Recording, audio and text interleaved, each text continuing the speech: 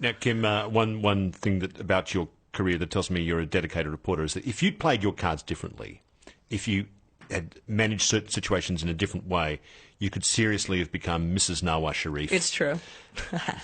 Maybe not Mrs., but certainly Mistress Nawaz Sharif. Don't sell yourself short. Nawaz Sharif, former Prime Minister of Pakistan, who's I don't know, today is still a kind of influential opposition figure in the country, had plans for you. He had a project for you when you went to interview him. What was his project? I don't know if he had it in the very beginning, but it soon became. After a few months of knowing him and feeling like, hey, here's this great source, he'll always answer my phone calls. It's great to have, the only opposition leader at that point after Benazir was killed answer your phone calls, right? And so then I met with him at a certain point, and I think this was August of 2008, and the country's just falling apart. It's just falling apart at this point. He has just stepped out of the coalition government. Musharraf has just stepped down. There's a lot of chaos. The army's going into the tribal areas. There's 300,000 refugees that have fled from one particular tribal area. And he then proceeds to ask me if I had a friend during our interview. A friend? A friend. A friend? Yeah. And you said, what kind of friend? No, I said, I have a lot of friends. I had no idea what he was talking about, and he said, no, I mean a friend. And I said, do you mean like a special friend, like a boyfriend, Nawaz Sharif? And he said, yeah, and I just thought, I got to see where this goes, because it's just, it's absurd that, a former prime minister is asking a foreign journalist this. Yeah, if he thinks this is okay, what does he do to the women of his own country, right? Now, he's a rich and powerful guy, but he's no Imran Khan, is he? He's not. He's no Imran Khan. No, he's not a particularly attractive man. No. To be unkind. That might be a bit unkind, but he's not particularly unkind. No, I think it's fair. It's fair, okay. It's fair. All right. He's also my father's age. He's also married.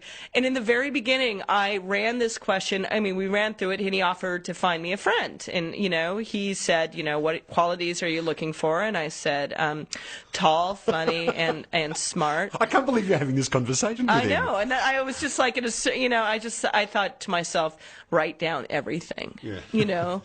Write down everything as soon as you get out of here, because he should not be having this conversation with you.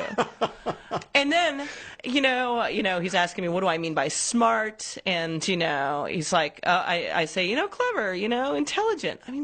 What sort of a question? What do you mean by smart? And then he says, oh, you don't want to, I get what you mean, but you do not want a cunning friend. And I said, no, really, who wants a cunning friend? And so then I talked to some Pakistani friends, including Tammy, and I said, what does this mean? And they said, look, he's just a Punjabi uncle. He's not hitting on you. Punjabi men like to fix up single women, and don't worry about it. And so I just sort of felt like he had taken on this project, and he referred to it as the project. And I didn't necessarily treat it as anything but a joke until he, eventually did make his play. And bought me an iPhone, of all things. Yeah, first he tried to set you up with the president of Pakistan, Asif Ali Zardari, Benazir Bhutto's widower. You said absolutely not. No, and what I said was, my mother made me take this out of the book because she said, you can't have it in there. It makes you seem so unlikable. But the first thing that did come out of my mouth was, his last wife didn't come to such a good end. No, and my mom just thought, I said it was truthful. That's really what happened. She says, it really makes you seem unlikable. But, I can't, I think I'm one of those people that it comes into my head and it just comes out my mouth. And so, he first said Zardari, Mr. Z, he called him. And then he told me that the second choice he was going to set me up with would be revealed later.